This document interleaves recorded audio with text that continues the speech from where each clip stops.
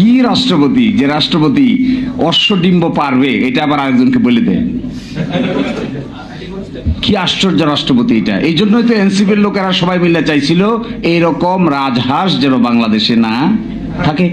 প্রস্তাবকারী দল এখন বলছেন গণভোটের আদেশ মানতে তারা বাধ্য নন।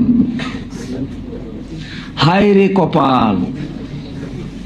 তখন এই প্রশ্ন আসছিল যে এই প্রস্তাবকারী দল যে গণভোট, তখন আসছিল একজনের প্রশ্ন করছে হাত তুলে, আমার মনে হয় যদ্দূর মনে পড়ে, মানুষটার নাম আমি বলতে চাচ্ছি না এখানে, তিনিও রাষ্ট্র সংস্কার আন্দোলনের ওয়ান অফ দি গুরুত্বপূর্ণ লোক ছিলেন, সরকারের মন্ত্রী হয়েছেন।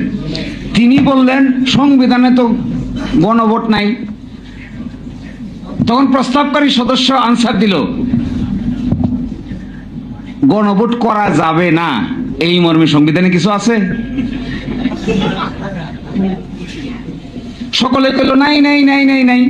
উনি খুশি হয়ে গেলেন। আমার এখন মনে হচ্ছে এই জন্য খুশি হন নাই যে জনগণকে জিজ্ঞাসা করবেন, এই জন্য খুশি হয়েছিলেন যে তার কথাটা সকলে মিলে গ্রহণ করেছে, তাই এখনো তাই দেখতে পাচ্ছি। দেখবেন কথার বাইরে গেলেই খেপে যায়।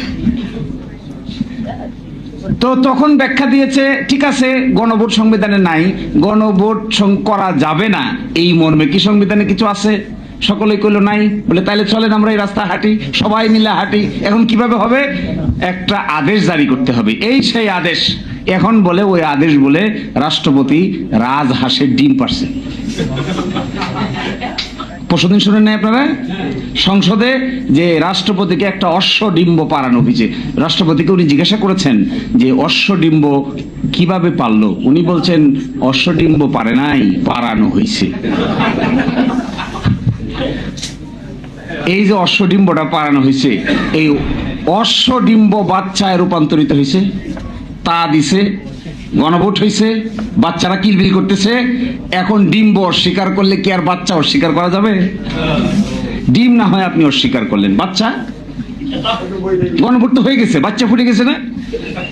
গণভোট হয়ে যাওয়ার পরে 70% লোক এটার পক্ষে রায় দিয়ে দিছে। এর মানে কি? খালি বাচ্চা কিলবিল কিলবিল কিলবিল কিলবিল করতেছে। এই কিলবিল কিলবিল বাচ্চাটাকে এখন আপনি বলতেছেন এগুলো সব আন্ডা পর্যায়ে আছে।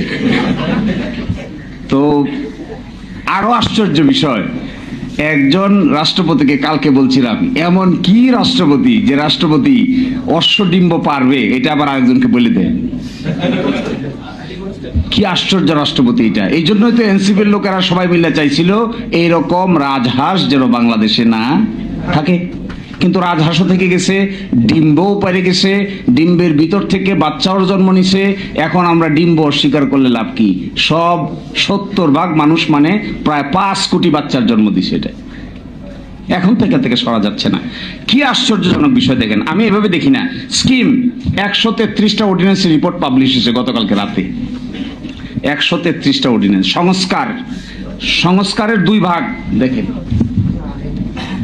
একটা হলো সাংবিধানিক সংস্কার, এখানে আছে 47টা। আর একটা আছে সংবিধানের বাইরে অধ্যাদেশ, আদেশ, রেগুলেশন করে করা যাবে, এরকম আছে 37টা। সব মিলে হলো 84টা। এই 47টার ভিতরে একমত হয়েছে 30টা, বাকি থাকে 17টা। আর এখানে 37টার ভিতরে কাজ করতে গিয়ে সরকার জারি করছে 133টা। এই অর্ডিন্যান্সের ভিতরে মেজর অর্ডিন্যান্সকে এখানে দেখেন বাদ করে দেওয়ার প্রস্তাব করছে। 1 নম্বর বাদ করে দেওয়ার প্রস্তাব করছে কি জানেন? গুম প্রতিরোধ ও প্রতিকার অধ্যাদেশ বাতিল,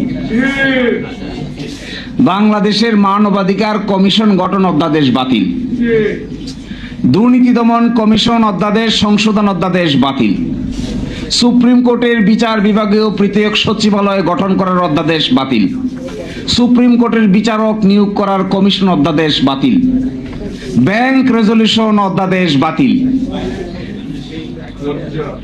আছে কি?